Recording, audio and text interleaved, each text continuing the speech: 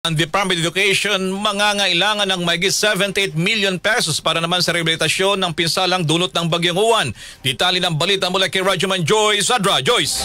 RMN Live Report! Kinapirma ng Education Department na abot sa mahigit 78 million pesos ang kakailanganin ng DepEd para sa rehabilitasyon ng mga pinsala sa mga pampublikong paaralan na dulot ng Bagyong Uwan. Ayon sa DepEd, 20.2 million dito ay para sa paglilinis at clearing operations habang 57.9 million pesos naman para sa minor repairs. Tinututukan din ngayon ng DepEd ang implementasyon ng alternative delivery modes sa mga paaralang pansamantalang sarado dahil sa mga nakaraang bagyo at iba pang kalamidad. Kaugnay nito na ipamahagi na ang pondo sa mga rehiyon para sa paggawa ng learning packets at lesson guides sa ilalim ng Dynamic Learning Program at iba pang ADM modalities.